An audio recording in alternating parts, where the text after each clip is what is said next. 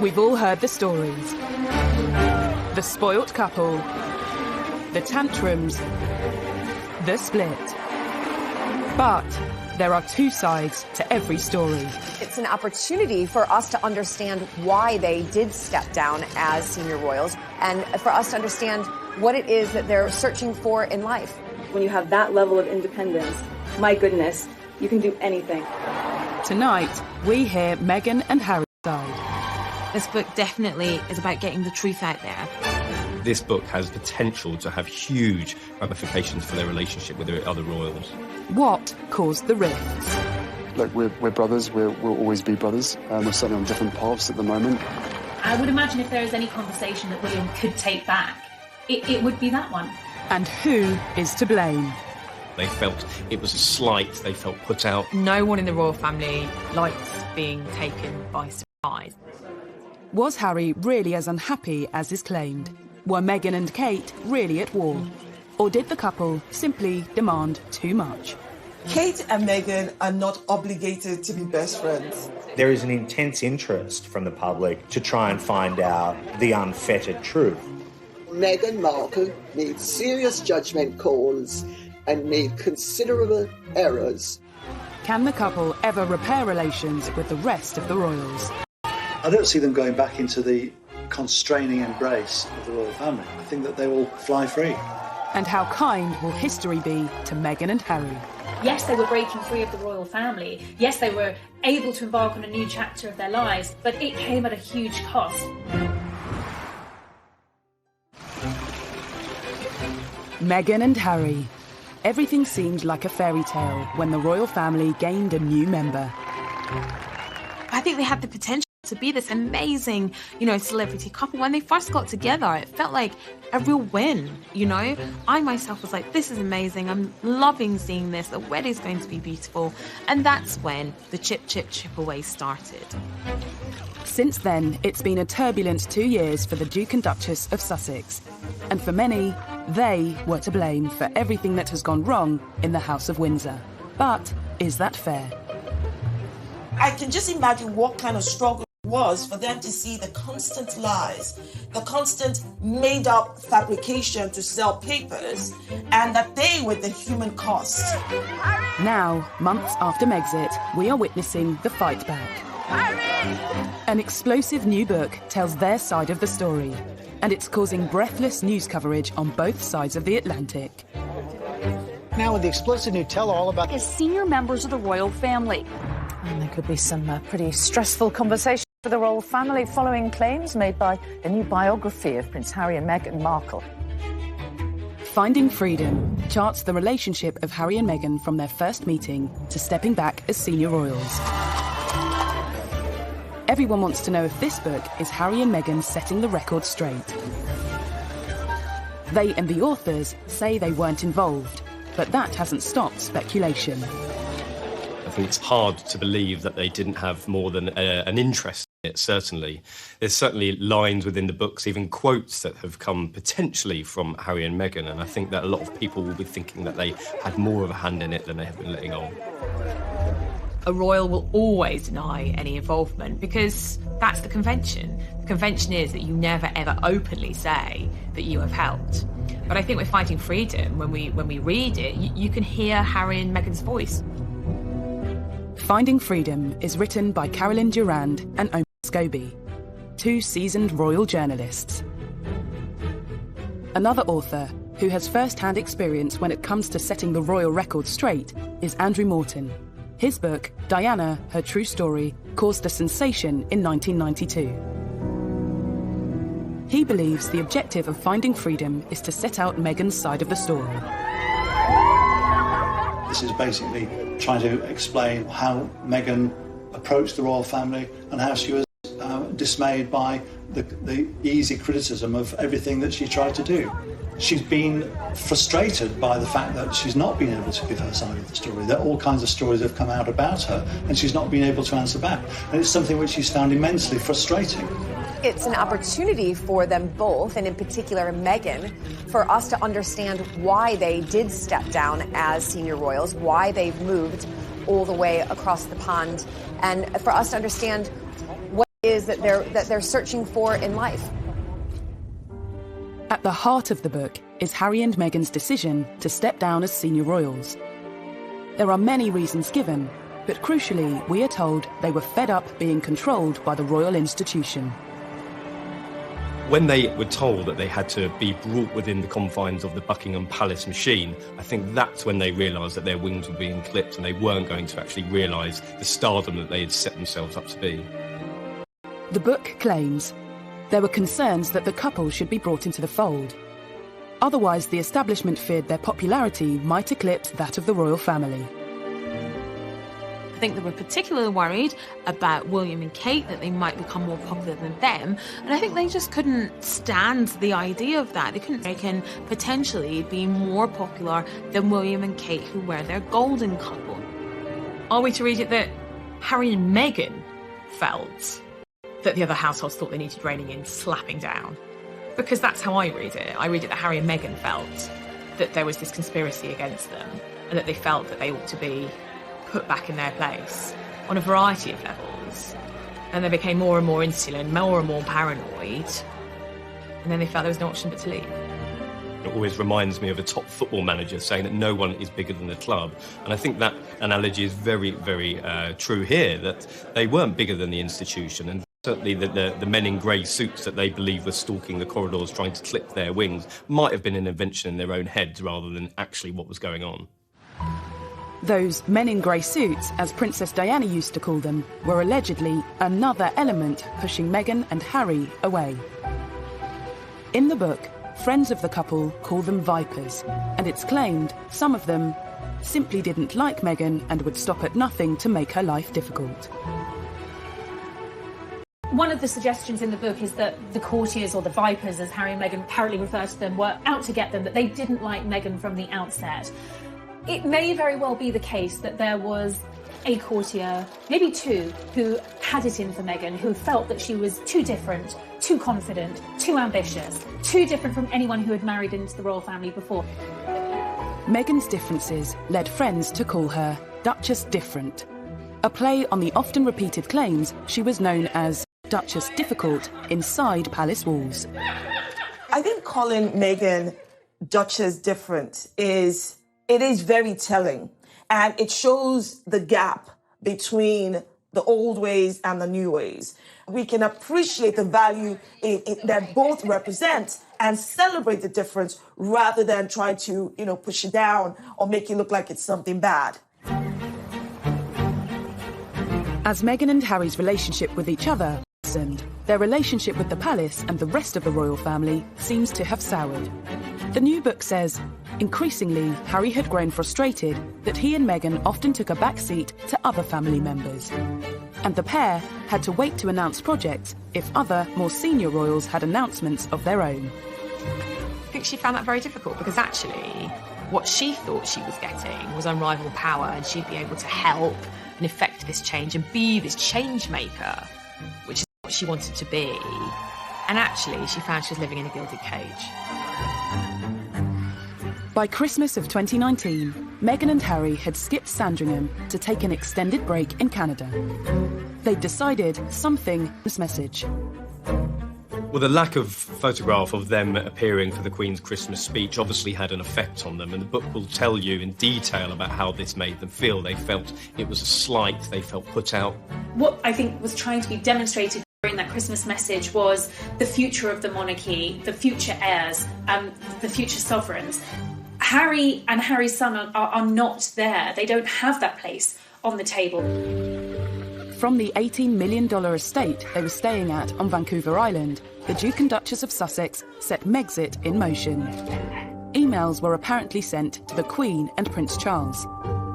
But the book claims Harry thought he was being blocked from a meeting with the monarch, which led to an extraordinary plan.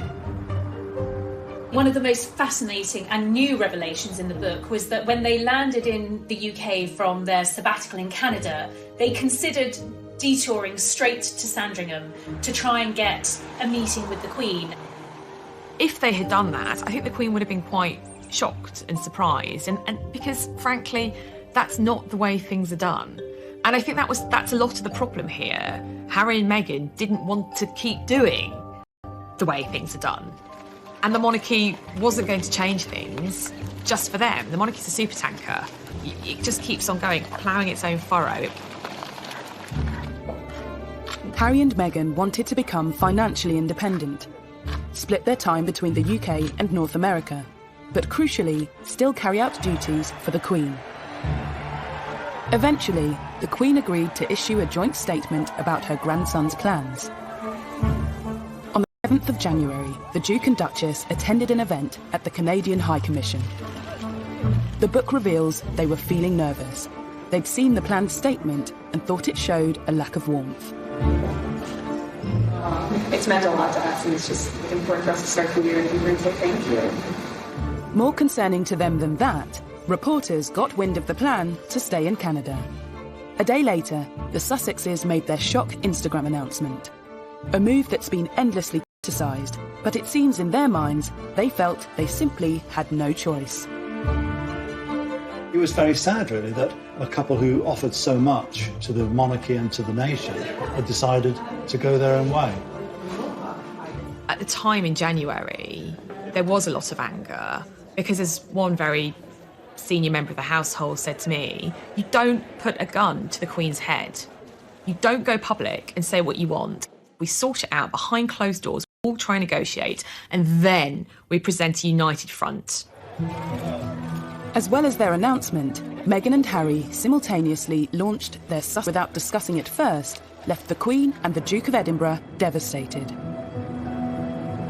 The issue of them creating this Sussex Royal brand and Sussex Royal website was a huge, huge problem for the royal family, because if they were going to go into the corporate world and start marketing themselves for big, big sums of cash, that was going to be the problem, that the Queen and senior royals couldn't have them marketing themselves as royal whilst earning money on their own personal terms.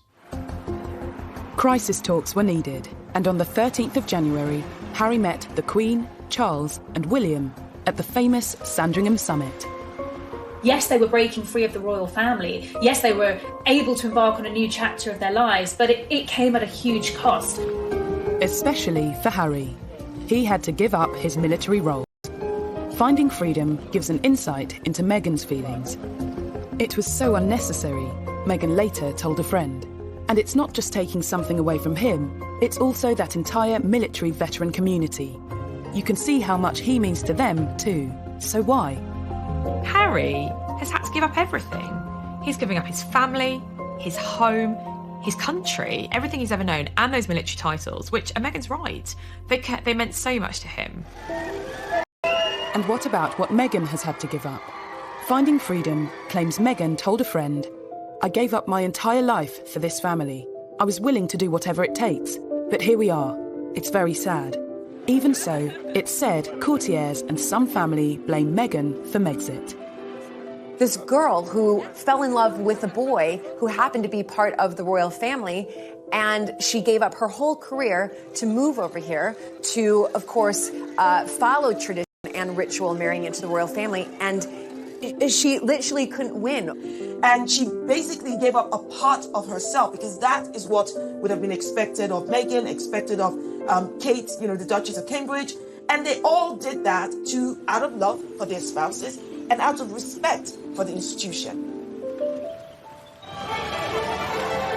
These new revelations tell a story of just how unhappy Harry and Meghan were with their royal life and how they felt forced into leaving.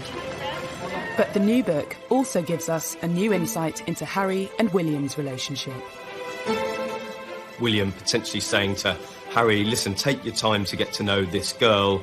Don't be blindsided by lust. Don't rush into anything. I would imagine if there is any conversation that William probably could take back, it would be that one.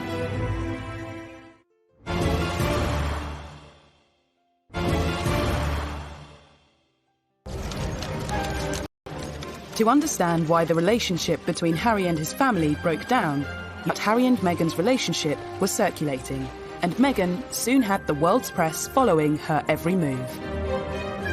By November, Harry had had enough and issued an extraordinary statement asking the press to leave his girlfriend alone. And Prince Harry lambasts the press for harassing his American girlfriend, Meghan Markle. The statement that Prince Harry released through his private office in November came just after a deluge of media reports about their relationship. I mean, the statement was a bombshell, perhaps the first of what we were to expect from the Sussexes, in that it was certainly the most personal statement I've ever read from a senior member of the royal family. This was also confirmation that Meghan was his girlfriend. Don't forget, up until that point, it was only speculation. It's now been claimed the statement caused tension in the family. Not because of its content, but because of its timing. It immediately took attention away from Charles and Camilla. They were on a diplomatic tour of the Middle East. Well, Harry's decision to write this statement himself and give the family only 20 minutes notice that he was putting it out was absolutely catastrophic. It torpedoed Prince Charles's tour of the Middle East, which went down like an absolute lead balloon in the palace.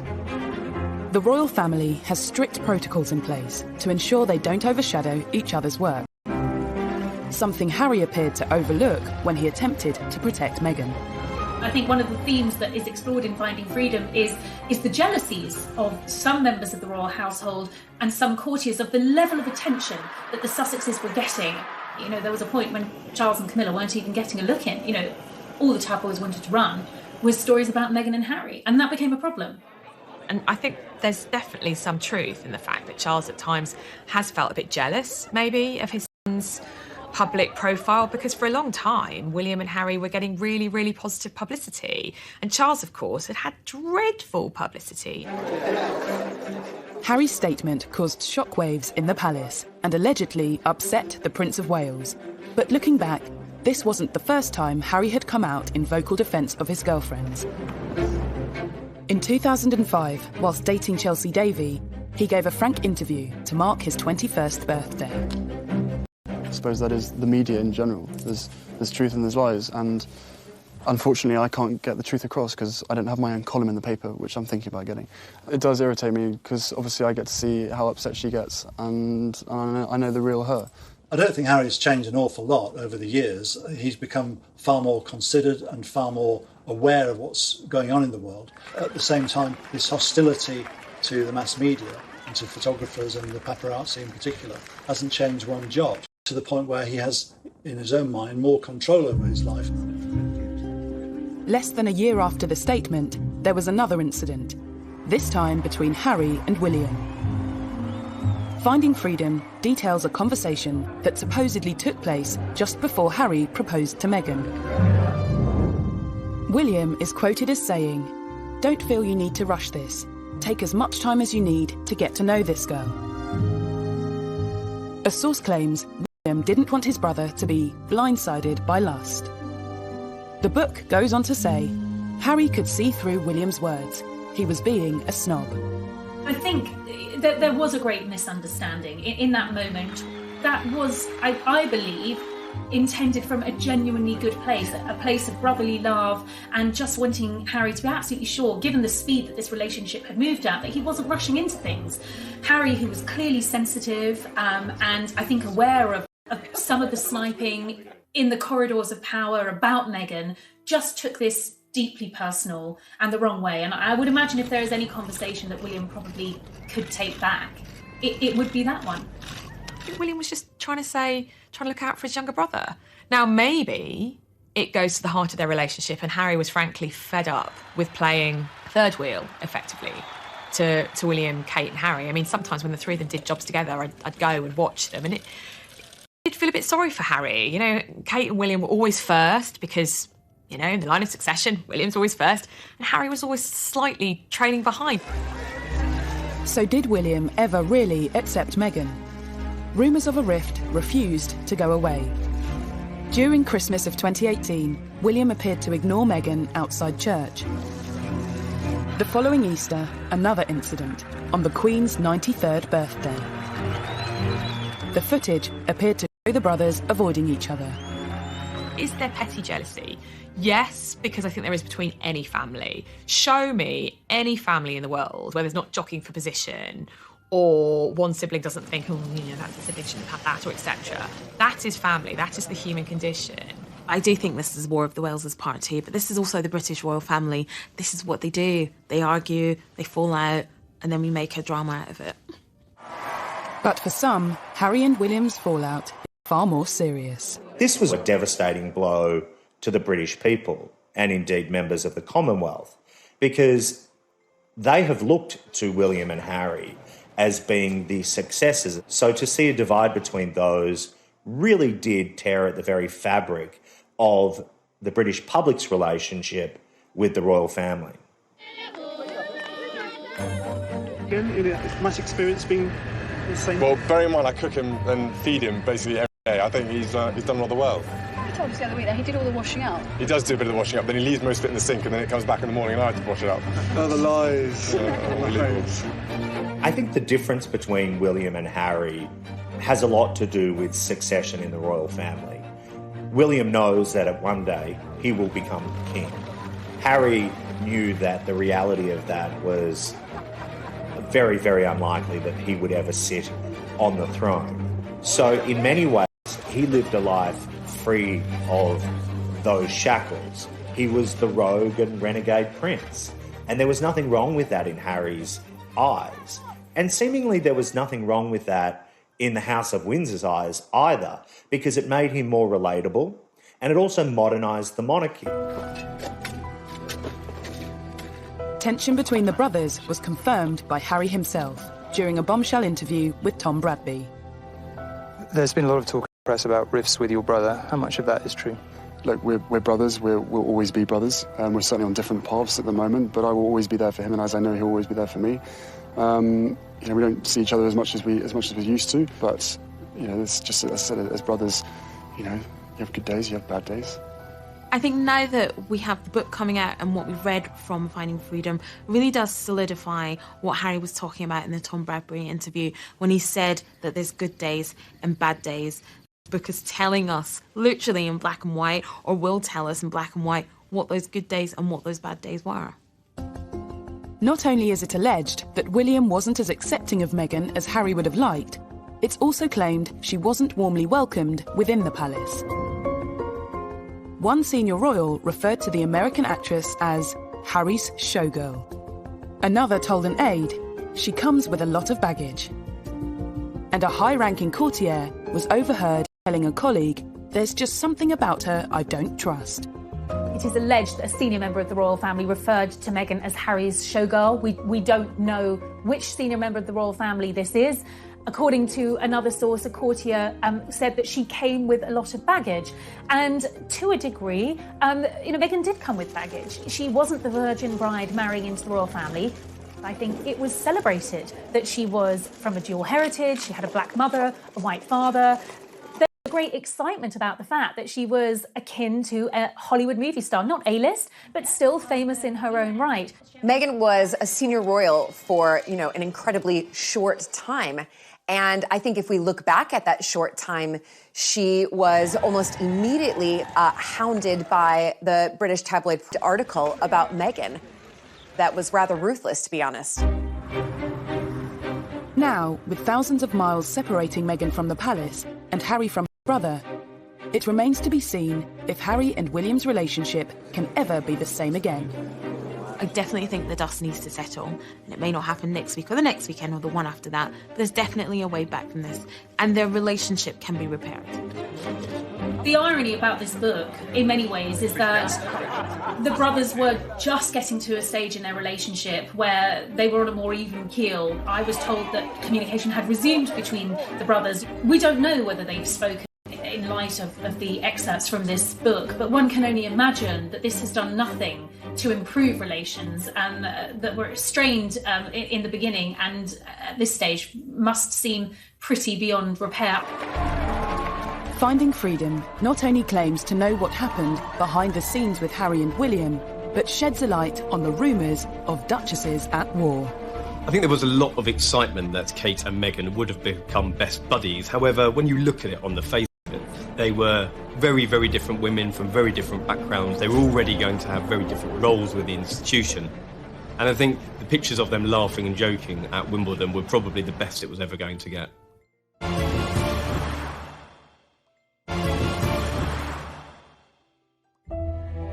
Finding Freedom is said to be Harry and Meghan's side of the story. It claims to provide a new perspective to all the stories, rumours and gossip that we think we know. In particular, a focus on negativity surrounding Meghan's relationship with Kate, not long after she became the Duchess of Sussex. After the royal wedding, once that sort of crest of the wave of excitement and euphoria had subsided, there was a slow drip of reports that began to show Meghan in a different light. After her wedding, Meghan was faced with a number of negative headlines. One in particular seems to have angered the Sussexes. It was reported that Meghan had made Kate cry during a bridesmaid fitting. Finding Freedom details the incident. Some of the children weren't cooperating, and there was a lot going on. Everyone tried to help where they could, but it's never easy with kids at fittings. There were no tears from anyone. I also think that it proves that, that story was put out by anti-Meghan people, by people who wanted to vilify Meghan, and it actually unpicks that, and it also proves that we know that there's people actively out there working to make Meghan look bad. There are always two sides to every story, but, Kate either cried at that dress fitting or she didn't, and, there that is contested in Finding Freedom. What Finding Freedom doesn't do is actually explain what did happen. Whatever the truth, Meghan and Kate's relationship soon became a favourite topic for the tabloids. I think as soon as Meghan married into the royal family, the comparisons between Meghan and Kate were constant. And Kate is English. She's an English rose, and she does everything the right way. But she will be the future queen. I think there needs to be some leeway for Meghan and Harry because, he's now much further down the peg line as far as inheriting the crown. I think there was a lot of excitement that Kate and Meghan would have become best buddies. However, when you look at it on the face of it, they were very, very different women from very different backgrounds. They were already going to have very different roles with the institution. And I think the pictures of them laughing and joking at Wimbledon were probably the best it was ever going to get. Despite the press rumours the Duchesses were at war, Finding Freedom claims the relationship between the sisters-in-law was less tense than reported. It does, however, reveal they struggled to move past the distant politeness of when they first met. It was very easy for us to escape into this storyline that Meghan and Catherine were best friends, that William, Harry, Meghan and Catherine represented the Fab Four, this union of young royals that were set to take control and modernise the monarchy. It wasn't the case at all. Just 1 year after they were photographed laughing together at Wimbledon, new photographs emerged of Kate and Meghan together at a polo event. This time, the atmosphere appeared a little less friendly. The book notes there was a cordial but distant rapport. So it was a big exclusive event in the summer of 2019, and both Kate and Meghan were there with their children. In fact, it was probably one of the first times we'd seen Meghan out and about with baby Archie. Kate was watching the children playing on the field while watching the polo, but the real striking thing was that the two women were not speaking. They weren't even conversing for most of the day, and I think that was quite a bit of a realisation for the British public and quite a disappointment as well, that these two women were not going to be the best of friends. It's reported Meghan had wanted a strong and close relationship with her sister-in-law.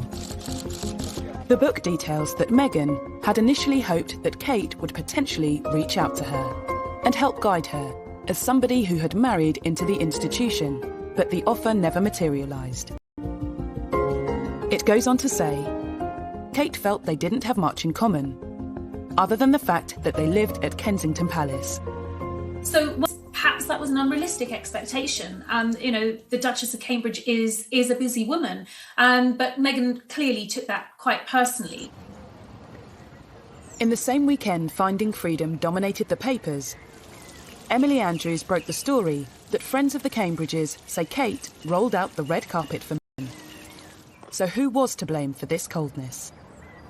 I think it seems that Meghan had a very unrealistic expectation of her relationship with Kate. I mean, if you look at it from the Cambridges' point of view, they don't know this woman at all. From their point of view, they absolutely did welcome her into the family. William and Kate invited Meghan and Harry to apartment 1A. Kate met Meghan pretty early on in the relationship, and I think from William and Kate's point of view, they did try and help as much as possible. But they were at a very different stage of life. Kate, Mary With friends of William and Kate refuting stories from Finding Freedom, the public is once again presented with two sides of the story, unsure which side is telling the truth. By the time Harry and Meghan's final royal engagement came around in March of this year, the tension was clear for everyone to see. At the Commonwealth event, Meghan appeared to wave to Kate, but the gesture wasn't acknowledged. I was sitting behind William and Kate and Meghan and Harry a few rows back with other members of the press at that service, and there was absolutely a tension between the two couples. While Kate turned around to speak to Edward and Sophie Wessex, she just didn't acknowledge Meghan and Harry at all, and that was very obvious. Finding Freedom notes that after flying straight back to Canada, Meghan, at that point, couldn't imagine wanting to a foot back into anything royal again. There is no doubt that certain plot lines sell newspapers and sell magazines. And initially, what sold was the remarkable story of these four young royals and the tight union that they supposedly had. But in reality, that just wasn't the case. Finding Freedom has nothing to quell the fascination with the Duke and Duchess of Sussex, presenting another side of the story and asking if the criticism facing the Sussexes has been fair. The whole story about Meghan wanting, the chapel for her wedding to smell a certain way, and then people find out that Kate wanted the exact same thing, but Kate is not being crucified for that, however Meghan is. That just highlights again that this toxicity against Meghan is coming from a very deep place of bias. Might arguably tell the story from Harry and Meghan's side, but it's not the only book about them to hit the shelves this summer. It's the hot cakes right now. It's almost as though people think that this is the next version of The Crown from Netflix. I think that there is a battle at the moment amongst authors to try and tell or answer the unanswered questions as to what led to the split. It's a fine line of who knows what and who actually to be able to trust when all these books are coming out all at once. Many well-covered tales about the Sussexes feature in books by Lady Colin Campbell and journalists Dylan Howard and Andy Tillett. But are these just examples of yet more unfair criticism that Meghan has faced? Such as claims Meghan wanted St George's Chapel to smell a certain way for her wedding. A story she was ridiculed for in the press, despite Kate wanting the same thing at her wedding in Westminster Abbey. The whole story about Meghan wanting, the chapel for her wedding to smell a certain way, and then people find out that Kate wanted the exact same thing, but Kate is not being crucified for that, however Meghan is. That just highlights again that this toxicity against Meghan is coming from a very deep place of bias. Westminster Abbey is not the same thing as St George's Chapel. I've actually been to events at both. And I have to tell you, St George's Chapel does not smell musty. It smells of beeswax, which is what the furniture is waxed down with. Maybe Meghan had never smelt beeswax before in her life. Lady Colin Campbell's book addresses another infamous story. The claim Meghan clashed with the Queen over her choice of tiara for her wedding. But Finding Freedom says there was no clash. Each story has been corroborated by at least 2 sources, and they spoke to over 100 sources for the book. People don't want to believe that. They want to think only Harry and Meghan will say that, and they are lying. Instead, the book says it was Harry who had reservations, that the Queen's dressmaker, Angela Kelly, was intentionally delaying the process of Meghan selecting her wedding day tiara. But it is quite one-sided. Yes, Harry and Meghan don't escape criticism in the book. That's certainly true. But it is mainly their side of the story, and everyone else is the bad guys. Either way, what is sure is that there have been countless attacks on Meghan over the past 2 years. Allegedly, some even came from palace insiders.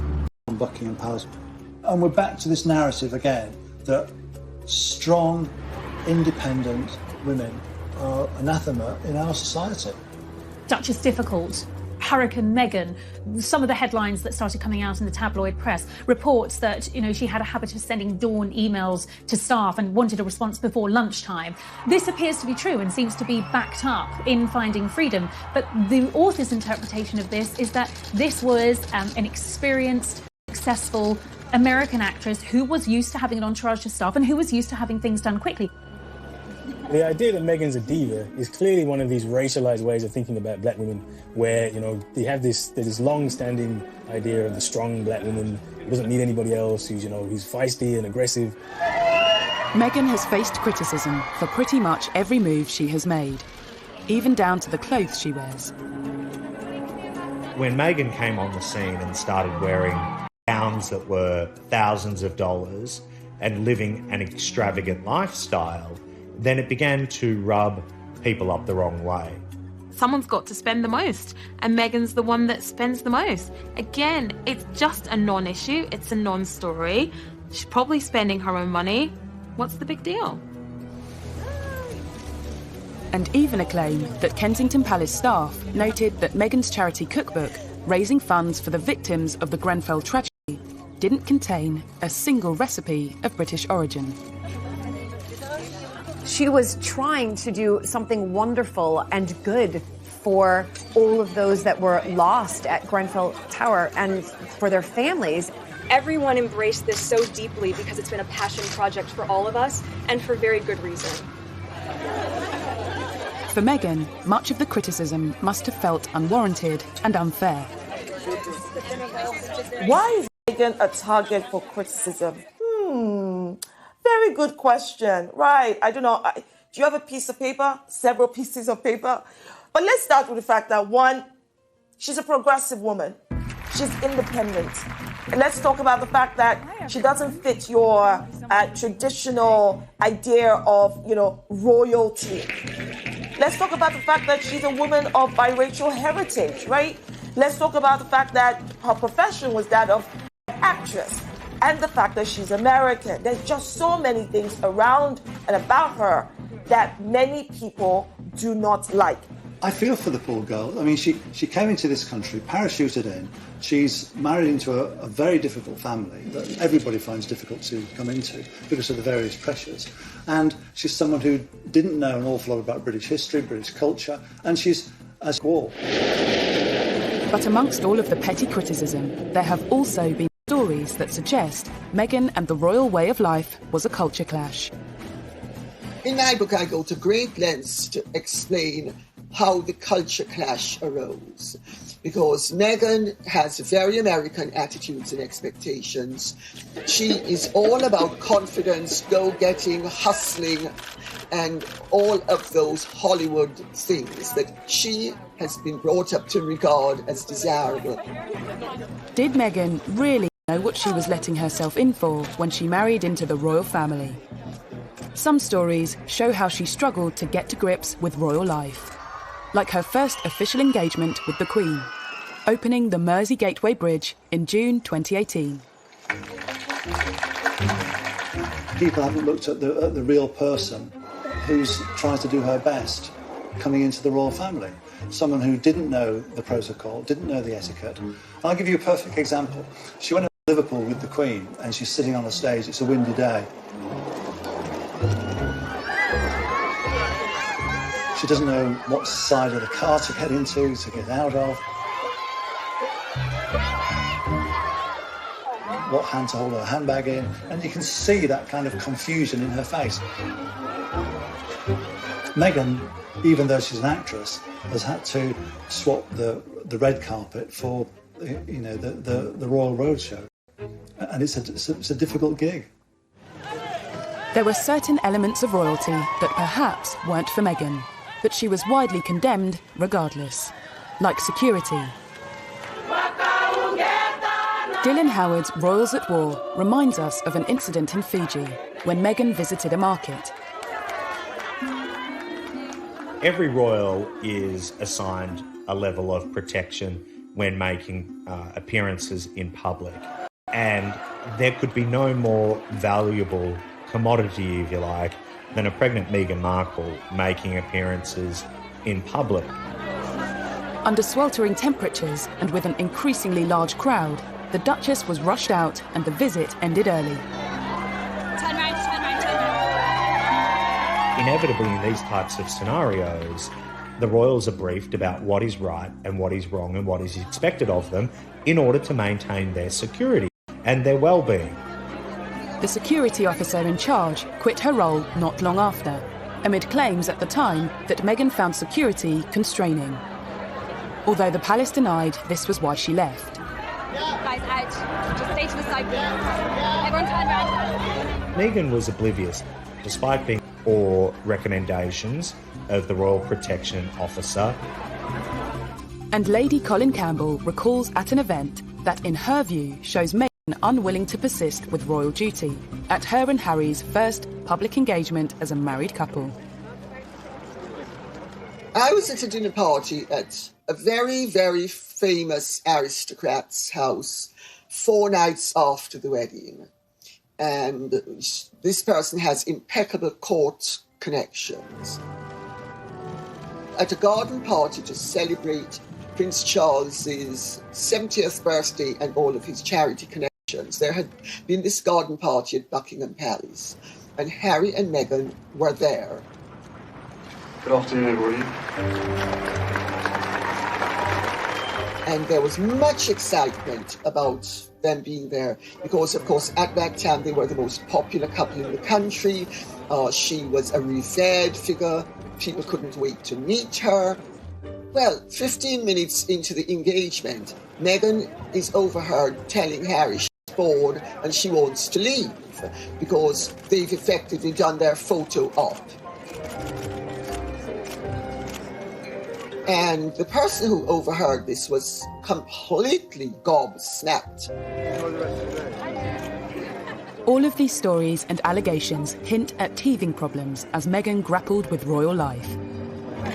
But rather than focusing on arguably unfair criticisms, should the public and press have been more understanding of Meghan's struggle? After all, it's something that is very different to what she was used to. That's one of my favorite parts of being there. On the face of it, everybody was very, very excited when Meghan came on the scene. She was hugely successful in her own right. She'd spoken on the world stage on big issues like the UN, human rights, girls' education. I think there was an awful lot of interest and excitement with her coming on the scene. But she definitely wanted to hit the ground running. She'd said that herself. And I think that in certain sections of the palace that was quite difficult because there are certain processes, protocols that had to be followed, and when these two worlds collided there was definitely a clash that couldn't be avoided. There was a culture clash.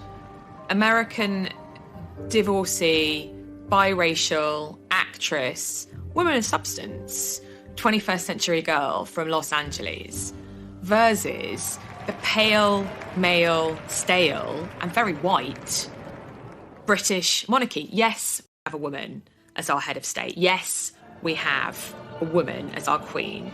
But it is still an old-fashioned institution. It's done in tradition is all, duty is all. And that's not very woke or 21st century. Coming up. That age-old mantra, which has stood the royals in very good stead, never complain, never explain. I think most people would say that she absolutely didn't understand that. And now that she and Harry have left, is she getting her voice back? It's been very empowering and inspiring to see and to hear what they've had to say.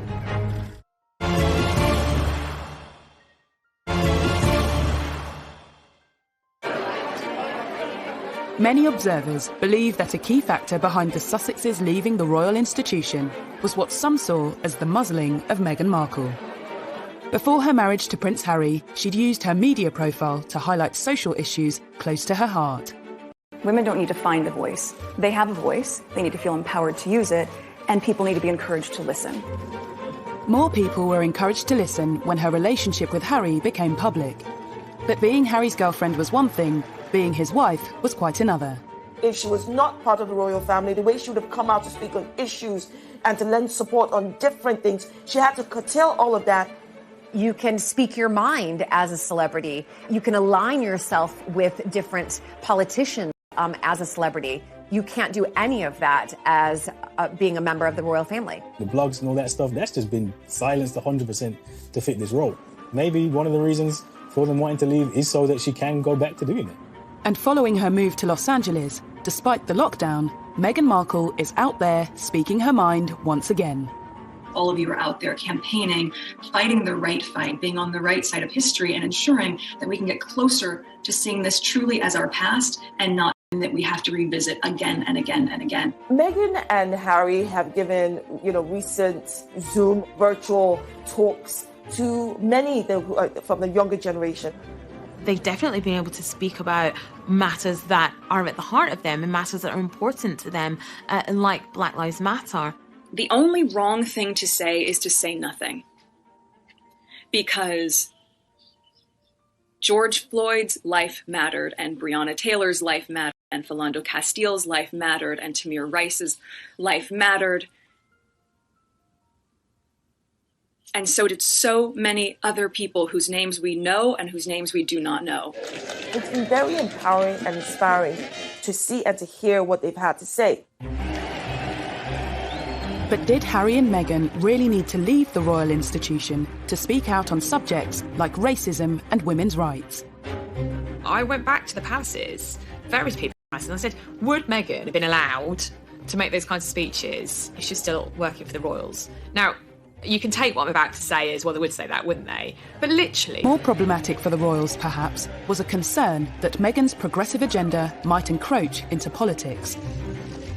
You're going to use your voice in a stronger way than you've ever been able to, because most of you are 18 or you're going to turn 18, so you're going to vote. Someone said to me, that might be, and I was like, hang on a sec, she's just telling everyone to vote. That's not political. And they were like, no, but she's made it very clear in the past where her political allegiances lie. She's been very outspoken about Trump. The royal family has historically stayed out of politics. There is an inherent conflict between a member of the British royal family involved in American politics. It just can't work. Before Meghan became pregnant with Archie, they had intended to go to America on tour, but she made it very clear that she wasn't going to see Trump. I'm afraid it doesn't work like that. Clearly she is a woman with very strong political opinions. I think we will probably see and hear more of these now that she is detached from the royal family. As well as freeing her to speak her mind, leaving has allowed Meghan to regain control of her own agenda and to hit out directly at her detractors. Meghan has always liked to control her own publicity. Through her Instagram, very popular Instagram account, her blog, The Tig, she was used to being able to control the message. I think it's when things have been out of control, that's what she finds frustrating. Believe in what makes you unique, and don't be afraid to do what you know is right, even when it's not popular. Even when it's never been done before. Well, Meghan's choice of language of even when it's not popular, even if it's not been done before, was definitely a pointed reference to their decision to leave the royal family. Even if it scares people, and even if it scares you a little. That age-old mantra, which has stood the royals in very good stead, never complain, never explain. I think most people would say that she absolutely didn't understand that. One of the things she felt very stifled by was not being able to answer back. I think Meghan's biggest problem has been that she's obviously been schooled in the world of Hollywood, where you hit back at rumours and innuendo and you take the fight to them. Meghan couldn't grasp the reason why she wasn't able to respond to these. Well, there was so much more at stake than just Meghan Markle. The whole House of Windsor needed to be considered in whether or not she was to respond to an allegation that was levelled against her. And that narrow-mindedness goes a long way to explaining why her and Harry would ultimately leave the family. And I think this book is largely been written to put her side of the story across.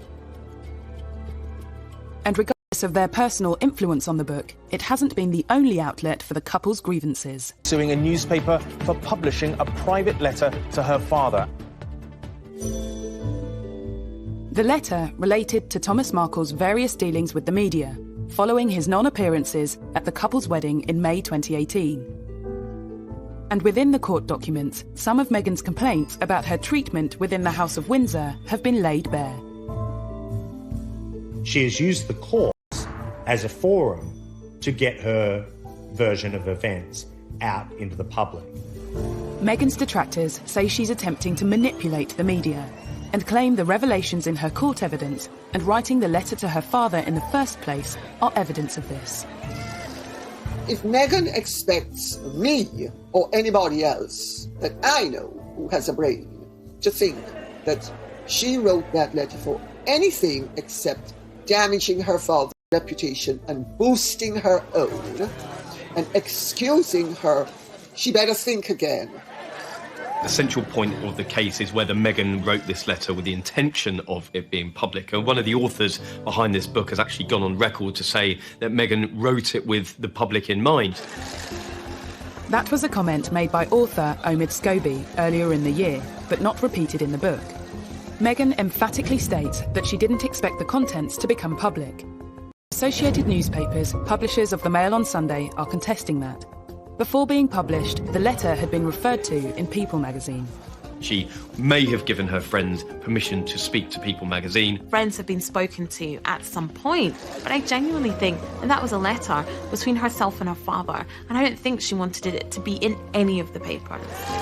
She would have been very frustrated that it was published without her knowledge. It will be up for the courts to decide of whether this was an issue or whether she did know or didn't. I think it must be very sad and exhausting for Harry and Meghan to have had to undertake this court action. They're forced to go through this vicious cycle of seeing more lies and the same lies come up and people buy into it and people dig into it. So it has to be exhausting for them, but I have to say it is the right thing to do. Since beginning the court proceedings, both Harry and Meghan have been accused of hypocrisy in their dealings with the media.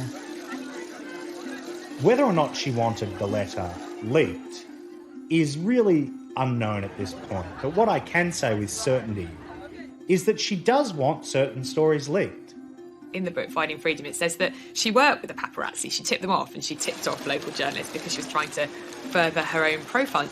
And you do kind of come away from the book thinking Harry and Meghan are perfectly happy to invade. I've never seen a member of the royal family who has polarised opinion quite as strongly as Meghan and then Harry and Meghan. It's almost as if people took positions very, very early on. You're either for them or you're against them. But unlike many such debates, there will eventually be winners and losers on at least some of the big questions over Meghan. Is she an attention-seeking hypocrite who was a disruptive influence on the royal family? Or is she a well-meaning and wholly innocent victim of racism, sexism, and the machinery and machinations of the monarchy? It seems that the English courts will play a part in answering that question. If they are to win, they will have won at the expense of dragging the royal family through the mud. So win or lose, in my view, it's a loss. Released from the House of Windsor, have Harry and Meghan really found their freedom? If it was not for COVID-19, we would have seen and heard a lot more from this couple. They are holed up in a rented £18 million mansion. They really need to try and take a bit of time out and maybe realise what they want, what their future looks like.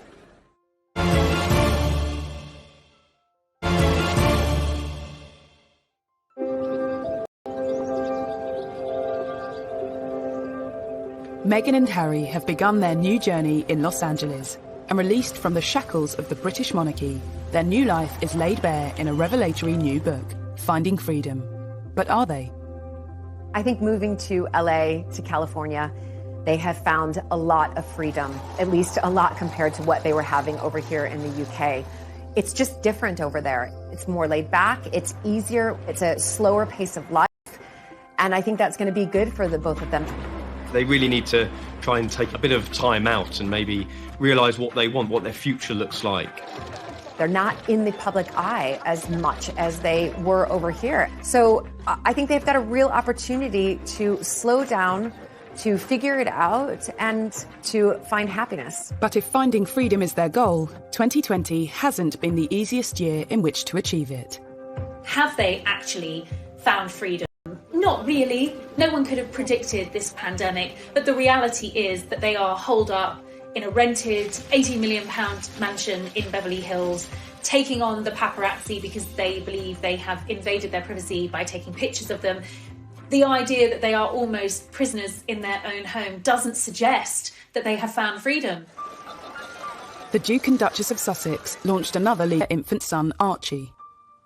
These reports of the drone that's flying over their home and they're trying to find that person and then they will sue that person. It goes to show you that they will not put up with the invasion of their privacy at all. Some believe that for a couple seeking freedom and wary of the paparazzi, moving to Los Angeles was a strange choice. That remains the great paradox of a decision to move out of the royal family to avoid the limelight and move to a place where the limelight shines brighter than anywhere else in the world. They've gone to the pap capital of the world. In LA, freedom of expression is paramount. I think that we're seeing how they're trying to achieve the privacy that they want by suing publications, and they probably won't stop until they stop being pursued. So I think this will definitely put caution in a lot of journalists and a lot of photographers and being very, very careful about what they print. The Sussex's battle is far from over when it comes to protecting their privacy. But what does the future hold when it comes to their financial freedom? I think we're going to see a lot more of Meghan and Harry making speeches. I've been told the Obamas' business model is something that they're very much aspiring to, which could earn them a very lucrative income indeed. I mean, public speaking engagements alone could earn a couple hundreds of thousands of dollars. And I'm quite sure that in California, where they're now based, there will be all kinds of companies that will want to see them on their boards. And I can well imagine, for example, Meghan going on board of a major international company to look at gender issues. There's much speculation about the path that Meghan will take. But what about Prince Harry? The break from the royal family meant giving up all his military titles, and which took up an awful lot of his time. I think he probably took that quite hard, and I think that was a bit harsh, but I'm hoping that he can continue to work with veterans in some form, perhaps in America, and continue that line of work, because he was genuinely passionate about it. If, as seems likely, Harry has more difficulty than Meghan in acclimatising to this new life, might some kind of return to the royal fold be possible? The Queen gave them this option of the trial period, see how you fare after 12 months and see if it's working for you. Partly through coronavirus and partly through the way they have handled things, what they hoped to achieve is clearly turning out to be more of an uphill struggle than they would have envisaged initially. Who knows? I don't think they know what they're going to be doing between now and next week, much less next year. There were headlines in some of the tabloid press after the serialisation that, there was no way back after Sussex's. I'm not so sure. While I don't think they will go back to a royal role as such, Harry remains, in spite of what's been said and what's happened, deeply loved by his family. Whatever the future might hold for the former royal couple, it seems that for now, a return to the House of Windsor is very far from their minds. I think that they will get it right over there. I hope that they will do exciting and amazing things together, become financially independent, and live a peaceful life, which I suspect is what they both want. I applaud Harry and Meghan for standing up for what they believe and wanting to carve out a life for themselves that makes them happy. That should ultimately be what we all want for them. They've got an opportunity to make a change, to make a difference, and I'm quite sure that they will continue to do that over the next few years, but not under the umbrella of the royal family, but under their own umbrella. In 2018, William, Harry, Kate and Meghan were being hailed as the golden generation who'd build a new 21st century monarchy. In just 2 years, that dream has shattered. How? Finding freedom certainly doesn't have all the answers, but it does reveal the open wounds currently blighting the royal family, and some say rubs salt into them. There are two sides to every story. Which one to believe, that's up to you.